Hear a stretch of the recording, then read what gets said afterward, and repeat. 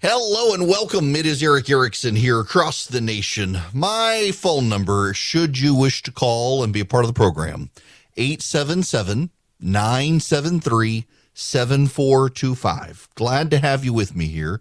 The Democrats are on defense across the country, one of which was an unforced error by Stacey Abrams in Georgia. Brian Kemp, the governor, has been all over the airwaves. He was on CNBC earlier dealing with the Biden administration economy. Here he is on CNBC. Well, with all due respect, early in the administration, they were paying people more to stay home than to get in the workforce. They wanted to continue to spend more money and flood the system, which drove inflation up. You know, they went out to the West Coast, to L.A. and Long Beach, and said they saved Christmas and the holiday season. And the same problems that they had then around Thanksgiving of last year, they still have out there. Where if you look at Georgia, we had a lot of those issues too, and by January 1st, we had clogged the backlog. Now, we're seeing that again now because of things that have been out of our control. But again, we're working through that because we took action literally months before they ever started talking about it, expanding land around the port where we could store more containers because there wasn't enough distribution in the system, dealing with the truck issue, which was really 5 to 10% of the problem. So, I mean, there's actions that they can take. You look at this administration, literally in a year and a half, they've turned the country's economy upside down, driven inflation to 40-year highs, and obviously what they're doing is not working. And in Georgia, we're trying to fight through. We're sending $1 billion of excess revenue back to the taxpayers right now.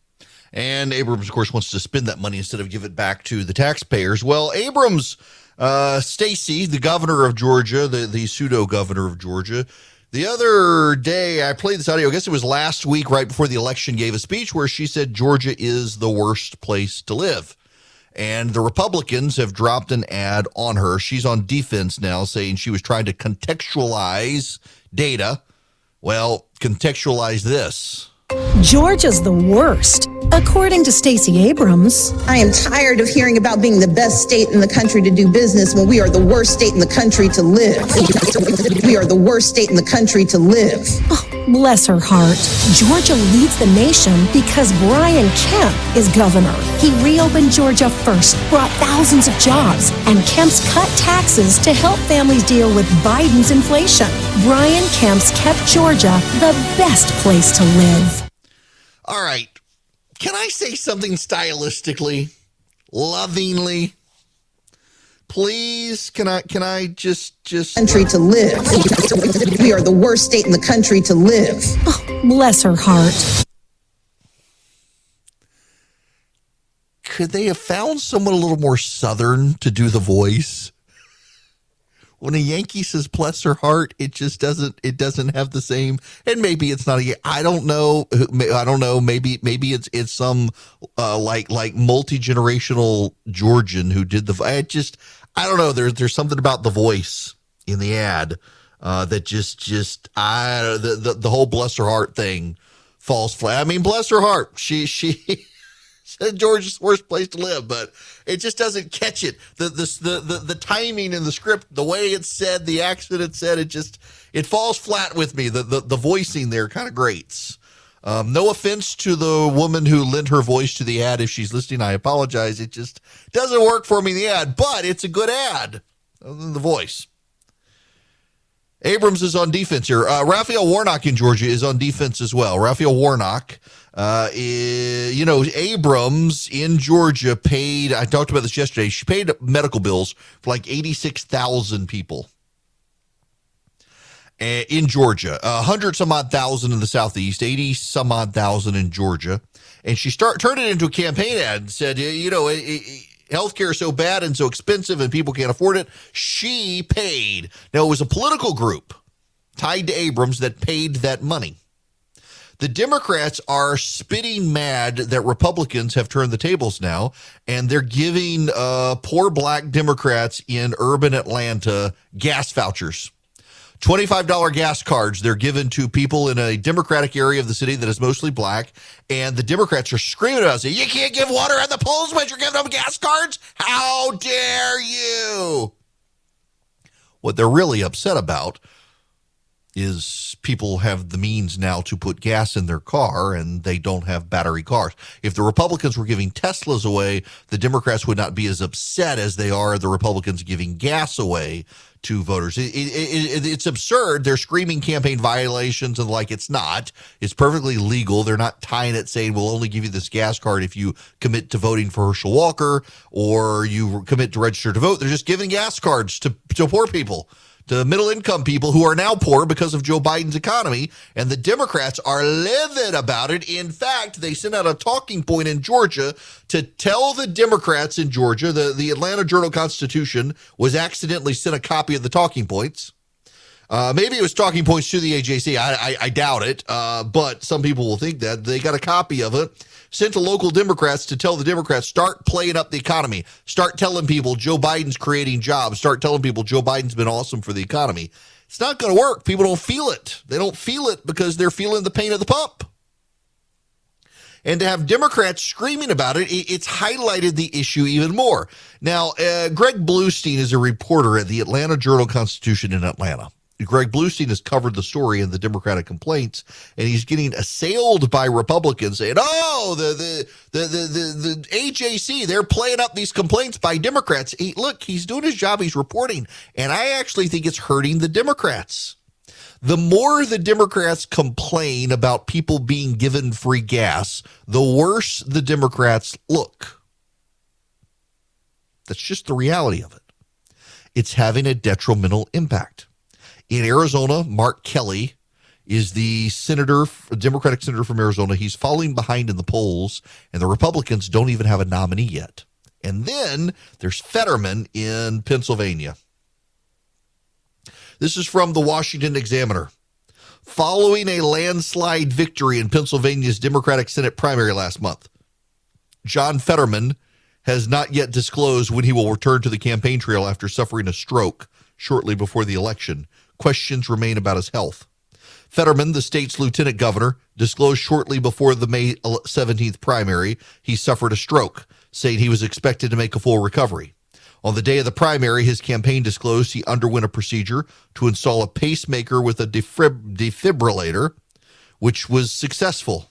Questions were raised by that course of treatment, which some reports said was atypical for atrial fibrillation, known as AFib, cited as a source in Fetterman's stroke. His campaign did not clarify until last Friday when it released a letter from Fetterman's cardiologist accompanied by a written statement.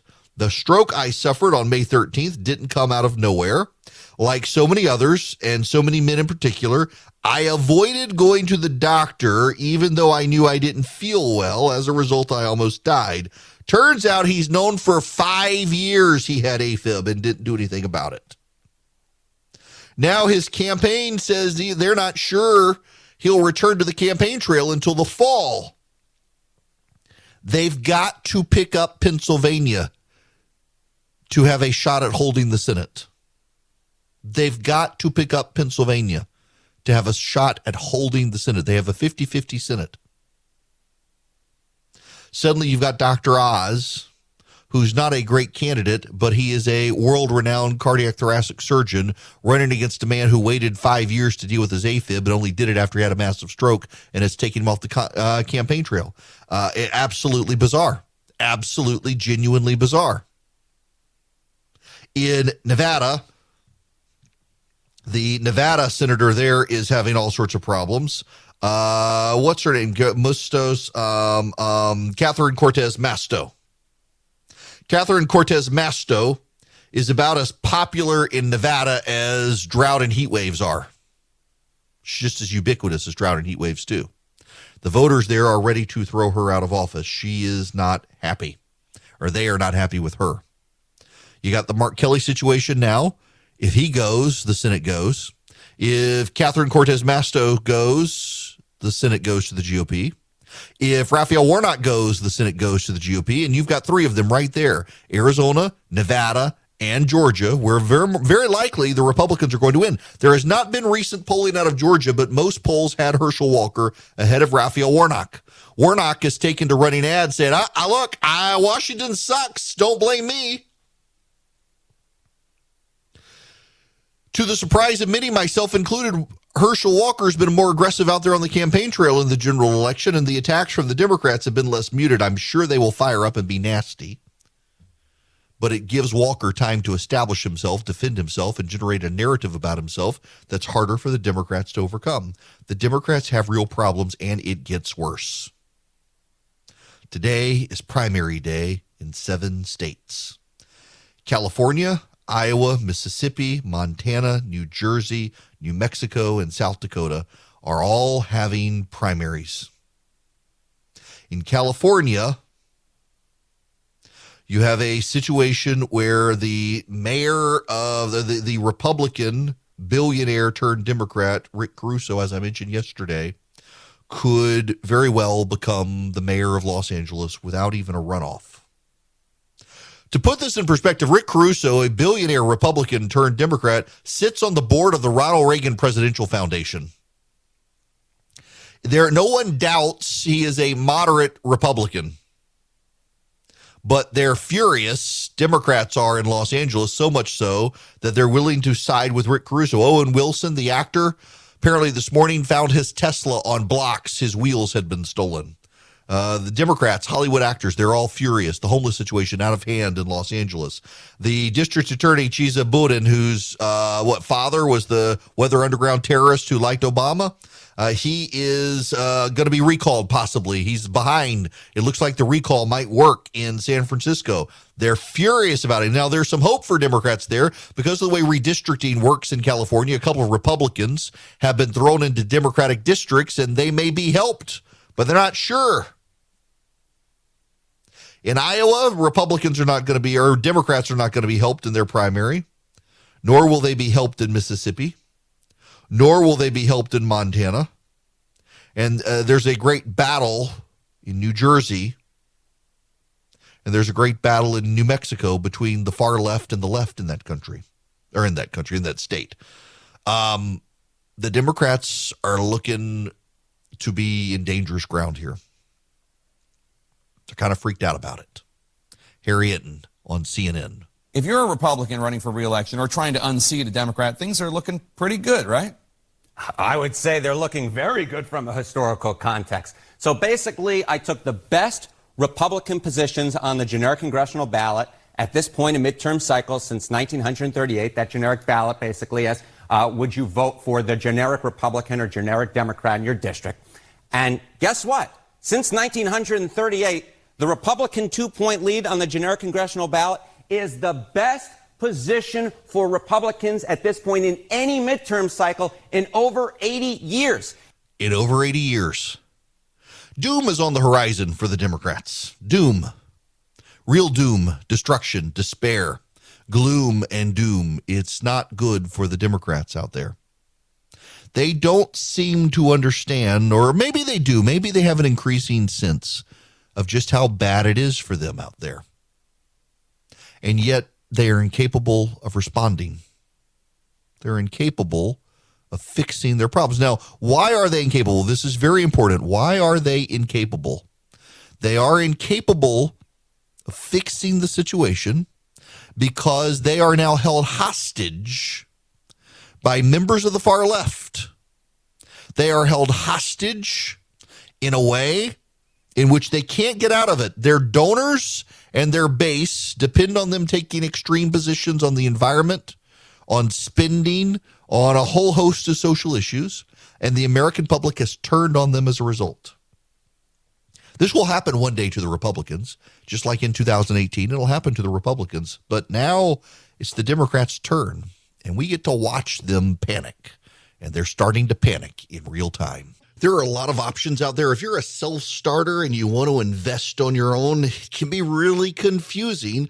And I'm delighted to tell you about SoFi because that's who I use, and now I've got them as an advertiser.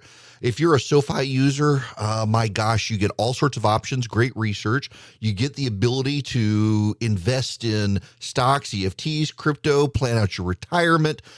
More importantly, you got people you can call on. I mean, for example, I can use SoFi to buy stocks and EFTs and do the deep dive research if I need to and get complimentary financial planners ready to help answer questions. You can too, whether you're stuck on where to start or need help deciding what to do next. You can even save for retirement with traditional Roth and SEP IRAs. They have so many options. If you're into crypto, you can also explore crypto. They've got 30 available coins: Bitcoin, Ethereum, Cardano, Solana, Dogecoin, and so much more. But more importantly, they've got the #1 ranked automated investment tool, their robo-advisor. It takes the stress out of building and managing a diversified portfolio without having to pay a bunch of experts to do it. I really like SoFi. Y'all, I've tried, you name it, and I probably tried it, and I settled on SoFi and think you will like it as well. Cut through the jargon, make investing easier with SoFi. Visit SoFi.com/Eric to learn how you can win up to $1,000 in stock when you open an account. That's SoFi.com/Eric. Brokerage and active investing products offered through SoFi Securities LLC, member FINRA SIPC. Hello there, it's Eric. I gotta tell you something. I was going to send out a recipe tomorrow for the quesadillas I made recently. And I've had a number of people who have told me if I don't instead send out my onion ring recipe that I put up this weekend that I made, that they're going to storm the station and take me prisoner until I give up the magic ingredients for my onion ring recipe. Y'all, I know how to make an onion ring. Now, all of you should love onion rings. I love onion rings. And not only do I love onion rings, I actually make the best onion rings on planet Earth. And they're very easy to make. And the trick is in putting some baking powder in your all-purpose flour, among other things, and an egg with the buttermilk. But I make fantastic onion rings, crispy onion rings. And so tomorrow, I'm going to send out the onion ring recipe for my own safety and your well-being and happiness. What you do is text the word recipe to 33777, and you will get subscribe, and in your email inbox sometime after noon tomorrow, you will get the recipe for the onion rings. Not all of you care about these recipes, I realize, but those of you who do care passionately. So I will take care of you. Now, we must move on. I digress. Dave Weigel has been suspended at the Washington Post. Someone on Twitter put up a joke. I laughed when I heard the joke. A lot of people did not. The person who put up the joke, his name was Cam Harless. I don't know anything about this person. And he put up the joke, and the joke was, every girl is bi. You just have to figure out if it's polar or sexual. You may not find it funny. I kind of thought it was funny. Dave Weigel retweeted it. Dave Weigel happens to be a reporter for the Washington Post. And the women folk at the Washington Post went absolutely nuts that Dave Weigel, on his personal Twitter account, retweeted that joke. Now, you should know Dave Weigel untweeted it and apologized for it and apologized if he offended anyone. I don't think he needed to apologize, but he felt the need to apologize, and he did. He did exactly what you would expect when you offend someone. You say, look, I'm sorry. I didn't mean to offend anyone. I have deleted my tweet.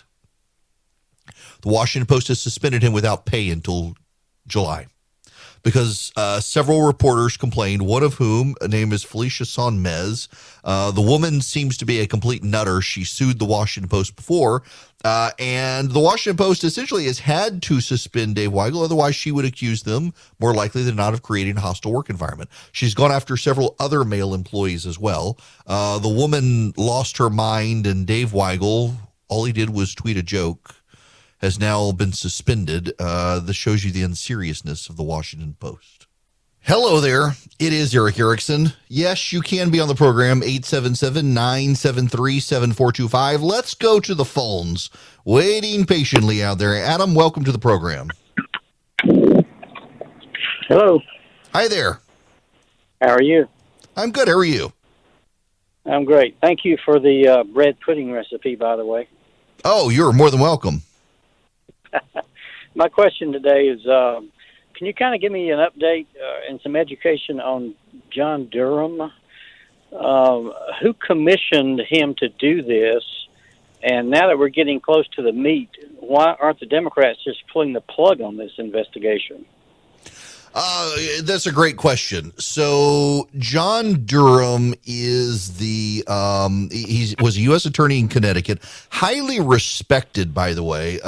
Democrats and Republicans alike have respected him. In fact, the Democratic senators are the ones who had encouraged Donald Trump to leave him or put him in as the U.S. attorney in Connecticut. So he was then, towards the end of the Trump administration, he was asked by Bill Barr, the attorney general under Donald Trump, to begin an investigation into the origins of the Steele dossier. And they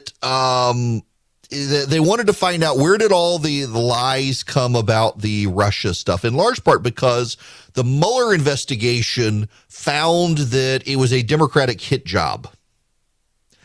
So Durham's semi-annual budget is $2 million every 6 months Congress is giving. And the Attorney General, Merrick Garland, has not wanted to pull the plug on it, in large part because it allows him some cover to say he's not the partisan hack operating at behest of Barack Obama, or behest of Joe Biden.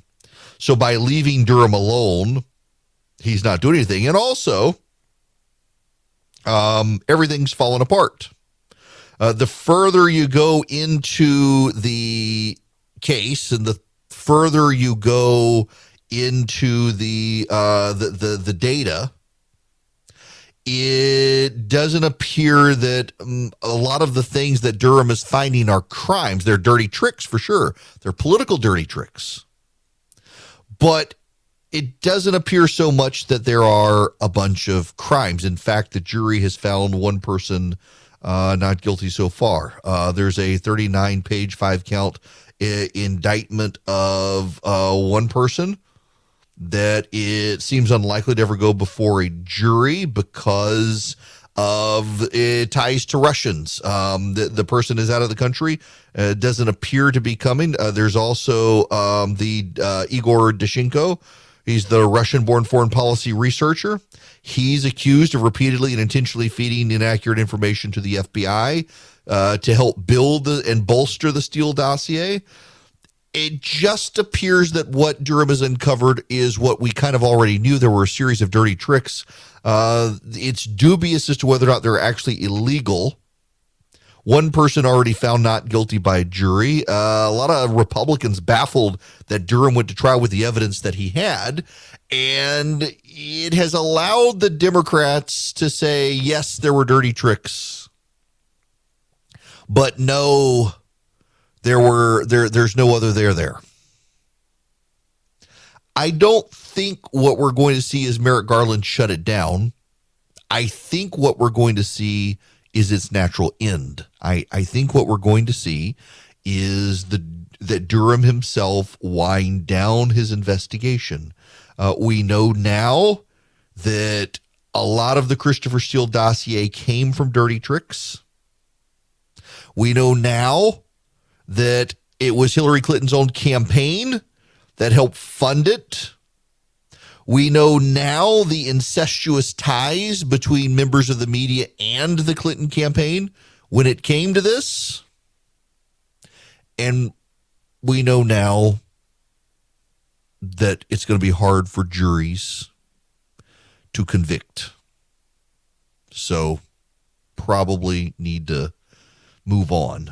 There is an ongoing obsession of people who feel genuinely victimized on behalf of Donald Trump for what happened in 2016. They want to see it move forward, but there doesn't appear to be prosecutorial issues involved, and at this point, we're kind of wasting taxpayer dollars. Now, that's my take on it. I need to move on to other stuff. NBC News has a story.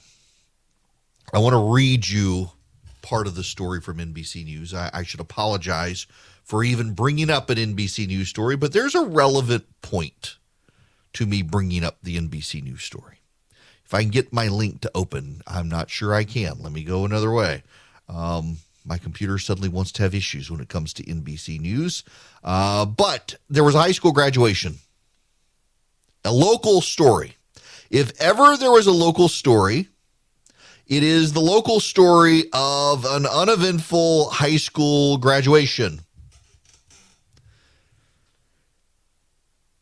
Let me read you. This is by Jay Vale.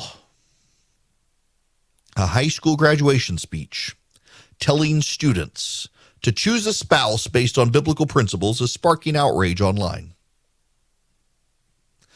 According to Jay Vale at NBC News, alumnus Jim McGuire said in a commencement address at River Valley High School in Caledonia, Ohio, choose a spouse, I suggest. I also strongly suggest to make sure to choose biblical principles, a male with a female and a female with a male. Caledonia is an hour north of Columbus. It has a population of 560 people. Alexis Ossipow, a 2018 River Valley graduate who was at the ceremony to support his younger sister, told the local newspaper, the Marion Star, when he made the comment that marriage should only be between a man and a woman, my jaw dropped to the floor. I thought I was hearing it wrong. I had to look around and see if other people were having the same reaction that I was, and they were. I felt like crying when I heard some people in the crowd clapping, but I was absolutely outraged. And so were my parents and my brother. I heard people behind me whispering how inappropriate it was. Mr. McGuire is a very senior citizen. He's a business owner. He's on the Marion County Board of Developmental Disabilities. He said his speech was not anti-anything. There was not a negative word or statement in speech to anyone or any organization. Being positive is who I am. The school administration said they did not review the speech. He was not speaking as an official representative. Jay Vale writes for NBC Out. It's their gay outlet. Why is this a national news story? This is a town of 560 people, 580 people.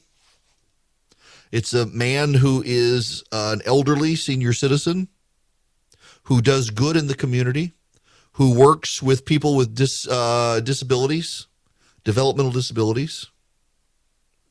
And he just was giving advice to high school graduates at a small high school, saying, marry according to biblical principle. You can disagree with that. A lot of people do disagree with that. But how is this a national news story?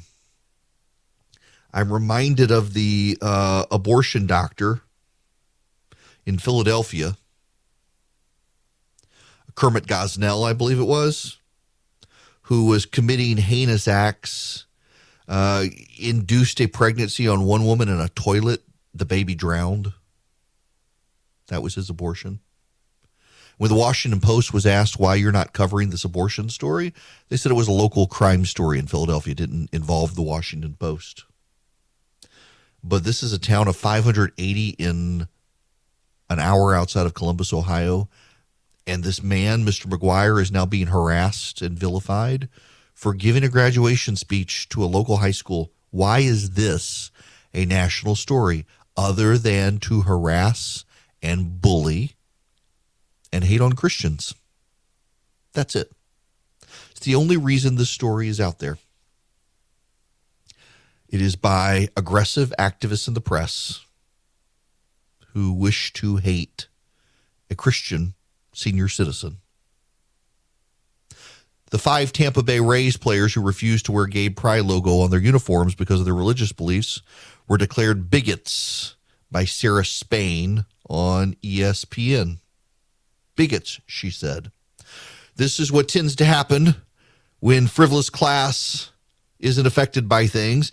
That religious exemption BS is used in sports and otherwise also allows for people to be denied health care, jobs, apartments, children, prescriptions, all sorts of things. We have to stop tiptoeing around it because they're trying to protect people who are trying to be bigoted about asking for them to be exempt from it, when the very people they are bigoted against are suffering the consequences, you say, trying to be bigoted. Bigot, bigot, bigot. You're a bigot. If you're trying to live your life based on your values, you're a bigot. Sarah Spain and ESPN want you to know that. You're a bigot because you're a Christian. NASCAR has bent the knee to the Alphabet Gang. Major League Baseball is in hot water because they allowed a group of Christians to not have to bend the knee to the Alphabet Gang. And now NBC News is driving hate towards an elderly man in Ohio in a town of 580 people for giving a high school speech. These people hate your guts. Progressive activists hate your guts. And members of the media overwhelmingly hate your guts. Sarah Spain at ESPN hates your guts. ESPN hates your guts. ESPN is run by Disney. Disney hates your guts. Progressives in corporate America and in the media, they hate your guts. If you're a person of faith, living your life by your faith tenets, leaving everybody else alone, just living your life, they hate your guts. The cultural elite in this country hate your guts. They hate middle America. They do not like you. You are polluters who drive gas cars. You pollute. You emit carbon dioxide when you exhale. You eat too much beef. You are an unhealthy people, and you have too many guns. They hate you. Is it any wonder that so much of America has tuned out the cultural elite? Is it any wonder so many Americans have tuned out the press and the TV? Is it any wonder that so many Americans are more and more engaged in tribal behavior and tribal community and tribal entertainment because they know that the cultural elite in this country hate them? You used to in the 70s and 80s, you kind of sense these people are of the left, but they don't hate me. They're still willing to entertain me. They're not even willing to entertain you anymore. They want to refer to you as bigots on sports broadcasting because 5 players who are practicing faithful Christians, and notice they would never say this about a Muslim. They're not going to call the Muslim player the bigot. Just the Christians. If a Muslim gave a speech at a graduation ceremony and told you to live by the tenets of Islam, they would say nothing. There would be no hate stirred his way.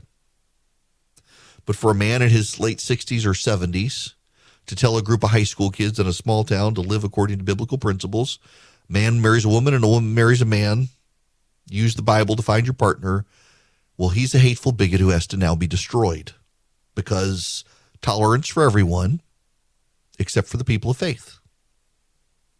Archbishop Chaput of Philadelphia, it's a great quote. Evil preaches tolerance until it is dominant, and then it seeks to silence good. We are seeing that on display in the United States of America, most especially in the American media, even in our sports broadcasts now. They intend to silence and punish any dissent from their cultural values. And anyone who has values different from them is a hateful bigot who must be silenced, shamed, shunned, harassed, and punished. You will be made to care. Now we got to clear the air. And the easiest way to do that is with the Eden Pure Thunderstorm. You can get 3 of them for less than $200 by going to EdenPureDeals.com, EdenPureDeals.com. And when you do that, in fact, I'm going to do it for you. It's been a while since I've been to the website because I've already got mine. I don't need to keep going and buying more. I've got 3 of them.